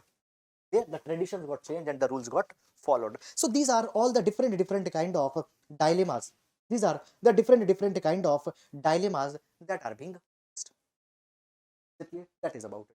So all the, see, I think 4 or 5 names of the civil servants we have used here. Clear? So these names you can use and you can provide in your answers. Is it clear? These examples. Fine. And one more thing. There is no one book which is there. जहाँ से आपको सारे के सारे examples you will be getting. No one book or no one text is there. Fine. You need to be meticulous in arranging such kind of things. ठीक है, और ऐसा नहीं होना चाहिए that once a question has come, okay, and now we are arranged all this particular thing. This fodder needs to be already there in your notes. Now moving to the next question. That is the question number 3A. Now this is a quote-based question. This is a quote-based question, and every year the quote-based questions they are coming. This year also 30 marks worth of quote-based questions have come. Now here, what I will be talking now, देखो अब हर quote का, every quote's interpretation will be different. Every quote you can answer into the different manner. Okay, this is the beauty of a quote, that one quote will never be having one answer. In different ways it could be interpreted. I just want to give you here the approach compass. I want to give you here the approach compass as how you can address the quote-based questions. So, how to address the quote-based questions? There are certain steps that you can follow. By the way, I'm not saying this particular thing that, okay, only these steps are the best or only these steps can be followed. There could be another approach also, but this is one approach that had worked wonders for the aspirants. Step number 1. Whenever a quote is there, into the first 2 to 3 lines, immediately simplify that particular quote. Is it clear? What is the message that is being given by that particular quote? Now, if we read the quote, question number 3A that has been given here, this is a quote by the Swami Vivekananda. Now it says, every work has got to pass through hundreds of difficulties before succeeding. Every work has got to pass through hundreds of difficulties before succeeding. Those that persevere will see the light sooner or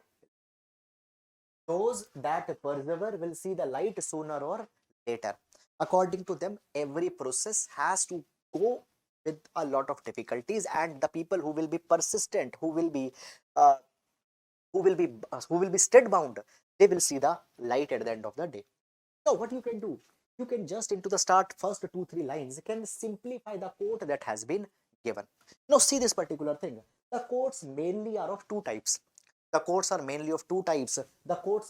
value-based, where they are talking about one or two values. Sometimes the quotes are message-based.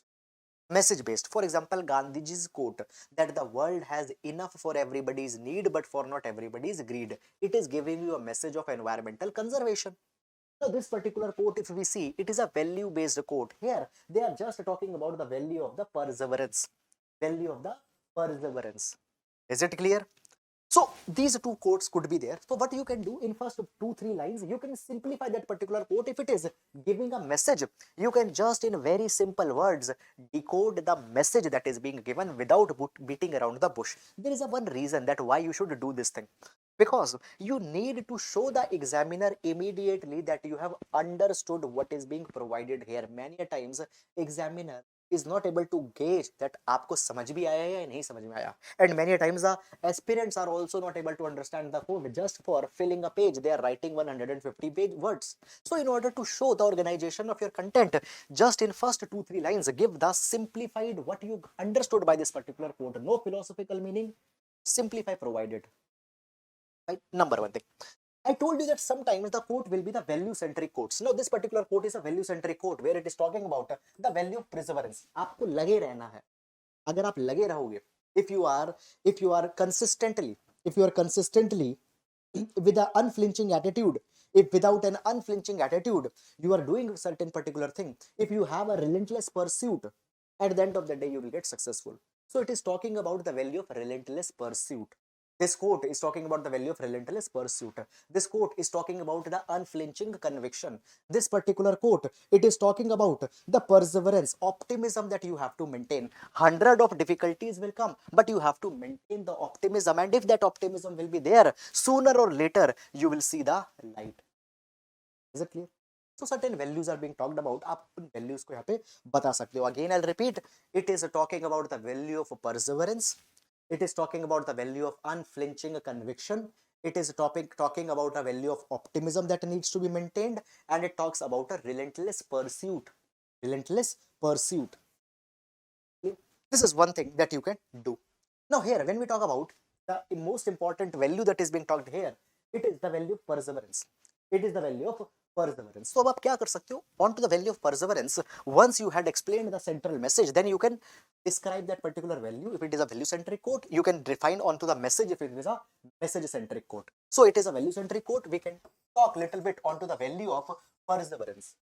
Right? We can simply provide that the perseverance is act of working towards a goal despite of difficulties, despite of setbacks. Fine, despite of difficulties, despite of setback, working towards a goal. Fine, it is what is provided by the perseverance. Now, if perseverance will be there, sooner or later you will see the light. If perseverance is there, sooner or later you will see the light. Why? Why? Sooner or later you will see the light. Because if perseverance is there, if perseverance is there, number one, you can maintain a perpetual motion. देखो, there are two things. One, you are continuously walking. Sometimes you run, sometimes you walk slowly, sometimes you stroll, but you are maintaining a motion. Situation number two, you stopped walking. Now in situation number one, though you might reach after a time, but you will reach, that is for sure. But in second, you will never be reaching, that is also for sure. So what happens if the perseverance is there? If perseverance is there, a person can maintain the perpetual motion. And this perpetual motion at the end of the day will make you reach towards your goal. Second, if perseverance is there, what can happen? If perseverance is there, you will be resilient. You will be resilient. Problems will come, but you will again come back. Problems will come, they will knock you down, but you will show such kind of a resilience. So the resilience will be there.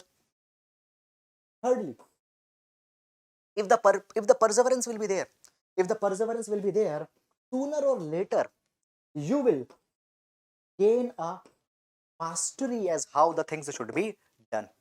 When the Edison got failed hundreds of times, when he was not able to make a bulb, what he said? He said that I had not failed 1,000 times, but I had learned 1,000 ways in which it cannot be done. What he said, I had not failed 1,000 times, but I had learned 1,000 ways in which it cannot be done. What he learned? He learned so this perseverance helps you in earning such mastery, and by that mastery, any goal in your life can achieve. Is it clear? What we are doing? We are simplifying the quote. What we are doing? We are simplifying the quote. Then the step number two. Step number two is to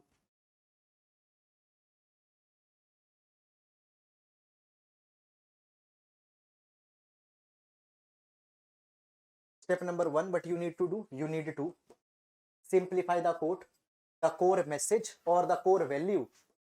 The core message or the core value that is being talked about. You need to provide that वो बात क्या कर रहे हैं. Then the step number two is to give a philosophical depth or to give a philosophical depth into this particular quote that is being asked. So we have given a philosophical depth where we have provided that it will be giving you a perpetual motion, it will be helping you in gaining the mastery, it will be helping you in gaining the resilience. Is it clear? So you can give a philosophical insight here. Then the step number three, what you can do? Into the step number three, you can provide You can provide the contemporary examples where such kind of a message has been adopted and something good has happened. You can give the contemporary examples that how such values have been followed and something good has happened. So contemporary examples which support this particular quote can be. Now, what contemporary example you can give here? So certain contemporary examples which could be given here is that number one at the level of nation, at the level of nation, we see this particular thing that when we talk about India, you know this particular thing that after the independence, India was born into a scientific poverty. There was a scientific poverty. Scientific research institutions were not there. Scientific community was not that much strong. And with the perseverance, India today has the world's advanced space organization, ISRO. We have one of the most advanced space organization of the world, ISRO. We have been successful in launching the Mars mission. Now we are also ready to explore the sun through the Aditya missions. The GSLVs and the PSLVs are the workhorses which have not been which have not helped India in putting the satellites into the orbit, but it has been appreciated by the world countries, and the services of GSLV and PSLV are taken by other countries also. So India started with a scientific poverty when there was no experience, then there was no research institution, but today we had created one of the finest space organization of the world, ISRO. How it happened? It happened by the constant continuous perseverance that has been maintained. It has happened just by the continuous perseverance of our scientific community. Second example आप ले सकते हो, when India started the nuclear program. When India started the nuclear program, every country shunned India. Nobody was ready to give the support. We were not given the membership of the MTCR, Missile Technologies Control Regime. We are not given the membership under the NSG. Even India did not sign the NPT. India did not sign the CTBT. But what happened today? Because of the India's perseverant actions, because of the India's perseverance that India has always maintained, what happened? India excelled here so much that today the MTCR's membership is given to India. Even into the nuclear supplier group, India is being given a waiver. And India's nuclear research program is now its metal has been accepted by the countries such as the US. So India's success into the nuclear program in the ISRO, it is because of the perseverant efforts that has been taken by India. Then, second example we can take at the level of society, one particular segment of society or one particular community. Today we find this particular thing. See, watch kya ho raha hai? We are in the times of pandemic. Today we are in times of pandemic, and around the world, the scientific community, find the medical community, they are trying to find the cure. They are trying to find the cure for the COVID-19. Now, finding the cure for the COVID-19, it also needs the perseverant efforts are needed. If the perseverant efforts will be needed, we can find the cure.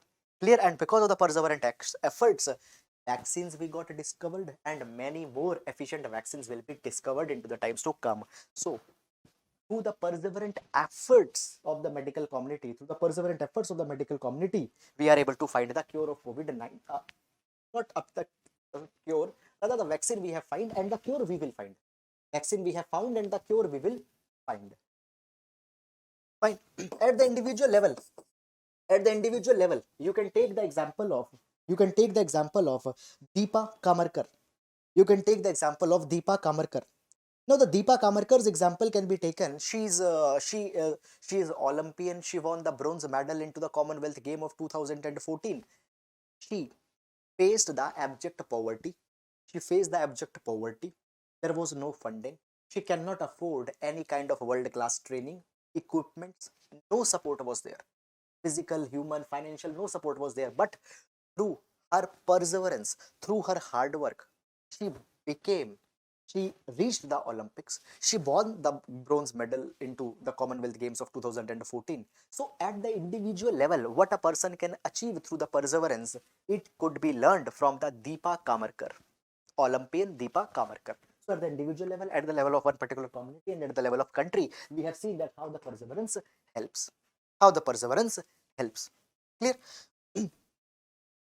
Now, देखो अब जब भी आप coat पढ़ोगे, in the quote it will be given that what it means to you. So when you explained that okay, what perseverance, when we talk about the perseverance means it helps us maintaining the perpetual motion. You are showing what it means to you.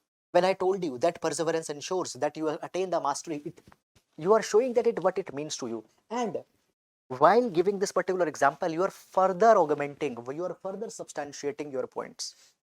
Is it clear? Now, your interpretation that how the perseverance can be gained. Your interpretation that how the perseverance can be gained. So, perseverance can be gained, number one, by having a right resolve. You need to maintain a right resolve. Number two, you need to maintain the emotional courage, emotional fortitude. Setbacks will come, but you will not become emotionally weak. Emotional fortitude, courage needs to be there. Thirdly, by having the by following the delayed gratification, you will always enjoy your result. You will always enjoy your victory. You will always enjoy the fruit of your victory towards the last. So by practicing delayed gratification, then learn the perseverance. So you can provide this like this, that I believe that the perseverance can be learned by practicing delayed gratification, by imbibing the fortitude or emotional courage, or by maintaining a right resolve. ठीक है? अब देखो एक चीज और आपको one practical advice I will give you here. See, though it is asked that okay, what it means to you, but I will say that don't write it in active voice. Write in a passive voice. Write as per a third person. Okay, so don't use that I will do this myself, I will do this, because many times it doesn't gives a mature look to your answer. So use it in a write the answer into the passive voice. Fine. So this is one thing. Now, fine. This is the approach that you can follow into the quote based questions. Fine, guys, is it clear to everyone? Okay, so as I can see here, okay, fine. It is as of now the things looks good. Now as we move the other quotes, the other quote are which are there.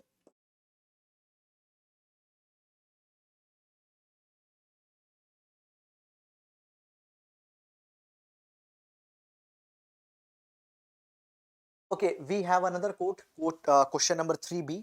Now this quote is by the Dalai Lama. We can never obtain the peace in the outer world until and unless we obtain peace within ourselves. So Dalai Lama, what Dalai Lama says? Dalai Lama says that the peace lies within you. Now this quote is a message centric quote. Earlier quote was value centric quote. This quote is a message centric. So the same approach that we have used, you can clear. Now step number one, what you will do, you can simplify the message that has been given in the quote. Now, what is the simplified version of this particular message?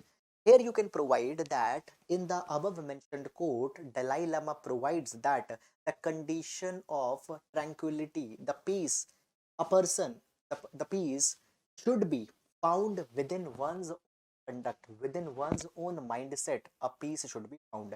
If a person will be at peace, if a person is calm in himself, is it clear? He will be able to maintain the congenial relation with the outside world. Is it clear? Nobody apart from you can provide you the peace. Nobody apart from you can provide you the happiness. Is it clear? A person's contentment, a person's satisfaction, a person's happiness is just dependent on his mindset. It is just dependent on his thoughts. Clear?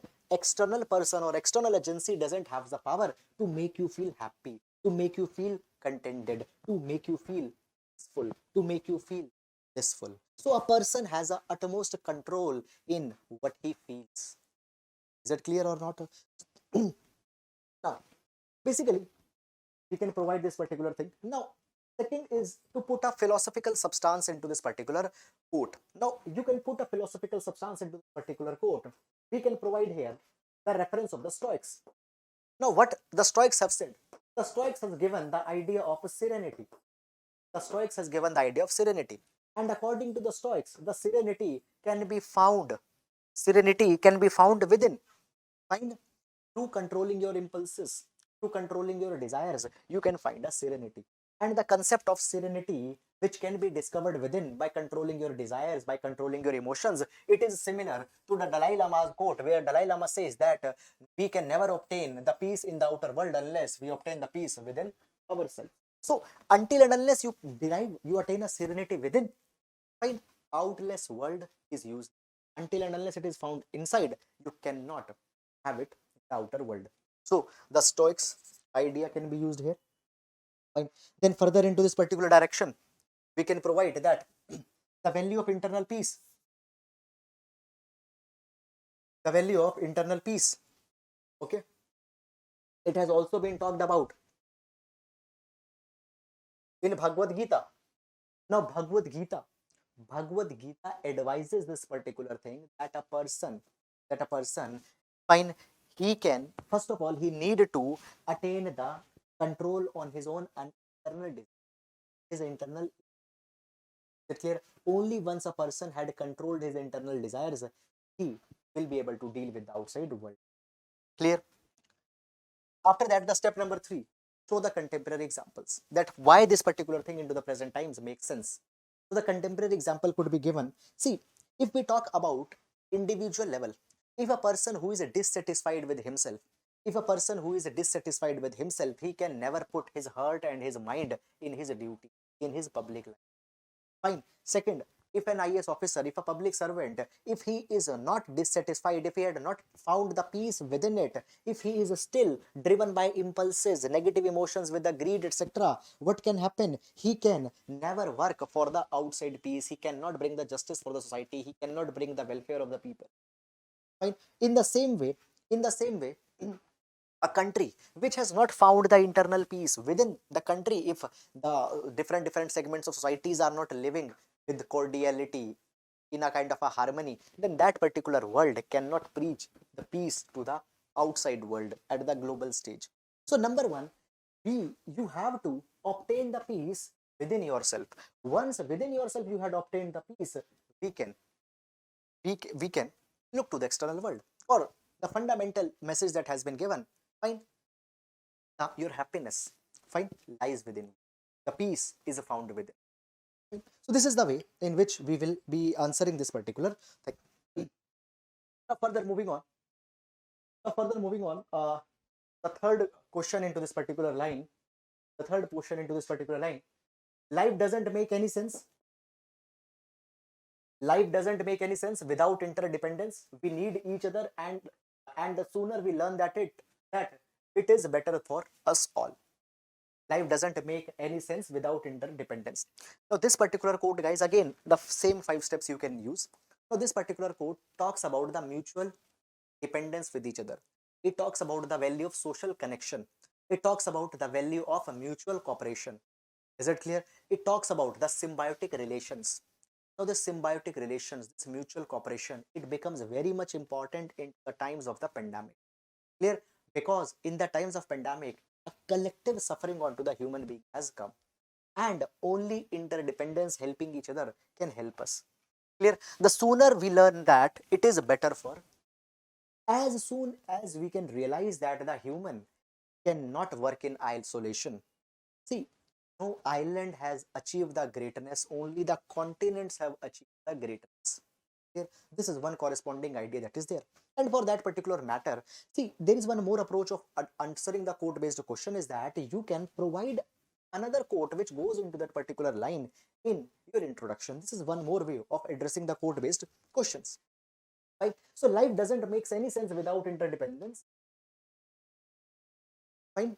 Life doesn't make any sense without interdependence. We need each other, and the sooner we learn, that is better for all. Okay. So the importance of mutual interactions, relationships, interdependence, and social connection is being talked about here. And all such kind of things are very much important into the present times. It is very much important into the present times. Is it clear? Now, we find this particular thing that at the level of individual, we are the social animals. Human beings, we are the social animals. And none of us can fulfill the needs at their own. We need the cooperation, we need the support, we need the mutual help of each other. Is it clear? In this way only the societies can be built. Clear? At the level of society, we need the interdependence on each other. We need the cooperation with each other. Then only the growth, the development, then only the innovations can come. Then only the inventions can be made. Then only the collective development can be made. At the level of world, the interdependence is the rule, and the different countries need to realize this thing. The globalization is one of a force which had brought the interdependence within the world countries. Clear? And by this particular thing, what has happened? The standards of living has improved. Fine. The standards of living has improved. The income standards, they have improved. Is it clear? Many of the socio-economic indicators, they have improved. In the times of pandemic, this particular thing was observed, that there is a lot of interdependence. The response of the world countries was this, that decoupling was taken because the interdependence got increased, but that thing helped. That thing had not helped. So interdependence is the universal rule that can be followed. Is it clear or not?